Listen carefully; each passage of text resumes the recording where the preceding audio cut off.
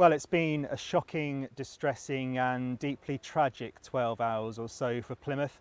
This is a relatively quiet area of the city, about a mile or so outside the city centre, but last night it turned into a scene of utter devastation. As you can imagine, yesterday evening it was quite difficult at first to piece together exactly what had happened. There were many conflicting reports coming out and lots of confusion, but eventually Devon and Cornwall Police were able to confirm that there had been a shooting incident and that 6 people had died. 2 men and 2 women were found dead at the scene. Another woman later died of her injuries and another man believed to be the alleged gunman. Now, the city is just waking up in a state of shock. The local MP, Luke Pollard, posted a video on Twitter last night where he spoke very emotionally about what the city means to him. He said that Plymouth is a strong city and that it will get through this. 2 local buildings in the city are being opened up this morning as community hubs, a local primary school and a church. But this morning, Plymouth is waking up to the news of one of its darkest days in recent history. Sam Blackledge, ITV News in Plymouth.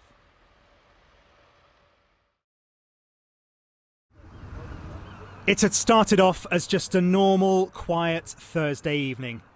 Then, chaos, gunshots, confusion. Within minutes, 6 people were dead. Devon and Cornwall Police's Chief Constable Sean Sawyer explained how the shocking events unfolded. It is our understanding, and I can confirm, that a man known as Jake Davison, aged 22, had murdered a woman at an address in Biddick Drive using a firearm. Mr Davison then left that address, entered Biddick Drive, where he immediately shot and killed a very young girl. He also shot and killed the male relative of that girl. This was a truly shocking event and was witnessed by members of the public. Further along Biddick Drive, he aimed and shot at 2 local residents, a man and a woman, who've received significant, but we understand at present not life-threatening injuries.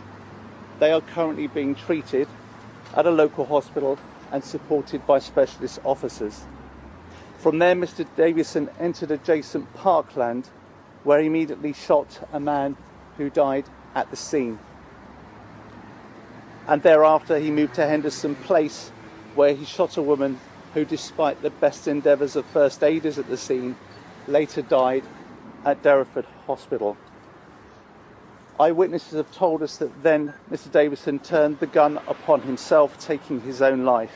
Neighbours who witnessed the carnage were last night struggling to find the right words. I was at work and then driving home, and it was horrible, really. I see police and ambulances, I'm like, oh, what's going on? I'll see some lady on the road. I was like, oh, maybe it's like some, heart attack or something, not something that bad. And then a couple of seconds later, I'm getting told by everyone that it's a shooting. And many people died, and it's horrible. It's really horrible. The young girl among the dead was later confirmed to have been just 3 years old. A revelation which left the city stunned and heartbroken. It's a family, it's not just the people that were lost or the person that done it, it's the whole ripple effect. There's friends, there's families, there's colleagues, and if what some of the rumours are being said are true, there's going to be a lot of people in a lot of pain, and I can't quite imagine how a lot of people are going to deal with that here, and I think it probably will knock a lot of the community in Plymouth quite hard. Early this morning, with the eyes of the world focused on this small corner of Plymouth, the police continued to work. Forensics officers combing the area for evidence. A view of this city that we don't often see, and we hope will never be repeated. Attention turned to the gunman. He was a licensed firearms holder. He was known to the police. His background is now being investigated. The days and weeks ahead will be painful. There will be many questions, like how and why. And could this have been stopped? But for now, those questions will have to wait. The city of Plymouth is in mourning. And Sam is live at Crown Hill Police Station for us this evening. And Sam, I understand there have been some updates in the last half an hour or so.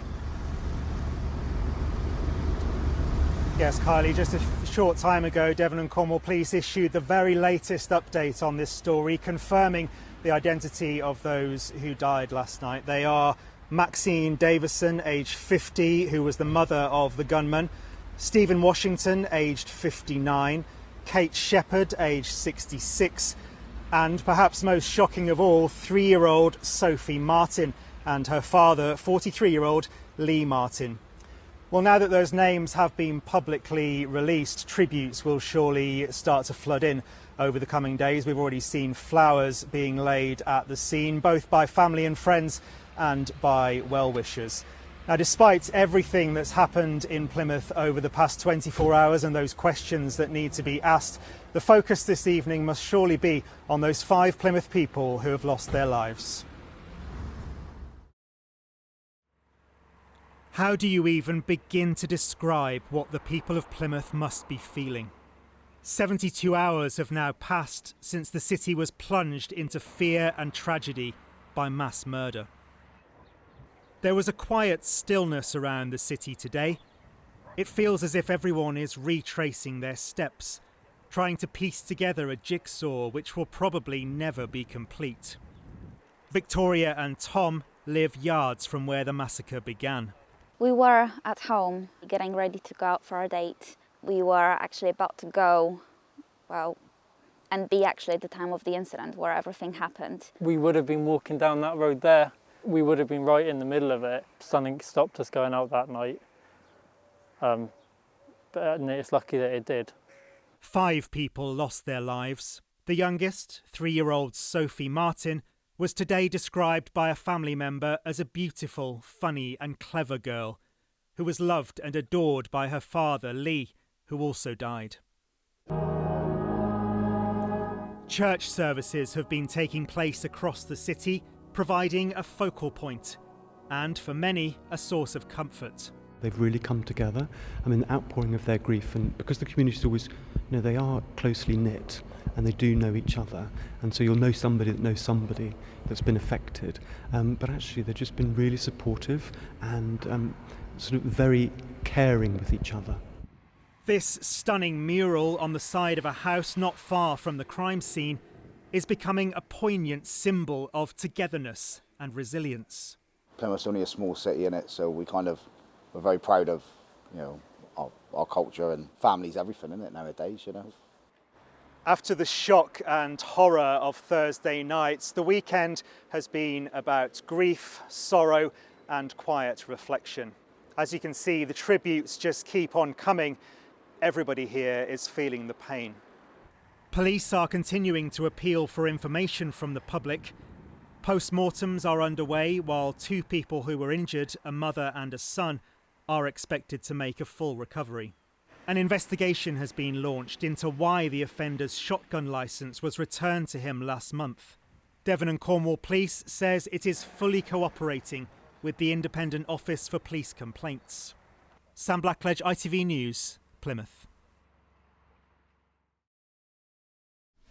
Well, another candlelit vigil is planned for tonight in Saltash, and it's taking place at Jubilee Green, which is where Sam Blackledge is live for us tonight. So, Sam, this is yet another example of the community getting together for the residents of Keyham. Yes, that's right. Thursday's horrendous events caused shock and sadness across Plymouth, but also in communities outside of the city. We're here this evening on the Cornish side of the Tamar Bridge, where in a couple of hours' time there will be a candlelit vigil for the people of Saltash to pay their respects and remember those who died in Keyham. And I'm joined now by Gloria Challen and Kay Bonner, who are the organisers of tonight's event. First of all, just tell us why you've decided to arrange tonight's event. Well, we just thought that it was such a tragic event. We can't even comprehend what the families are going through, and we felt that it was right and proper to bring together the communities. The only divide is the Tamar Bridge and the water, but we come together to actually mourn those who have lost their lives and also to support the families who have been affected. Yeah, and Gloria, Saltash has a special relationship with Plymouth, doesn't it? Like, as you say, that divide is here, but really people feel this just as keenly as people in Plymouth do. Yes, definitely. We are two communities that will be brought together this evening. We do feel for the people of Plymouth, and also this evening we will have a mental health worker here for those that seek any advice or wish to speak to anybody. But Plymouth is our neighbour, and it is a very close part of our community. All right, Gloria and Kay, thank you very much for joining us this evening, and good luck with the event too. Well, one other line to mention, just an update on this, is that the British Fireworks Championships planned for Wednesday and Thursday in Plymouth will still go ahead, and the displays there will be dedicated to those who lost their lives in Keyham on that tragic evening last Thursday. Sam Blackledge, thank you very much.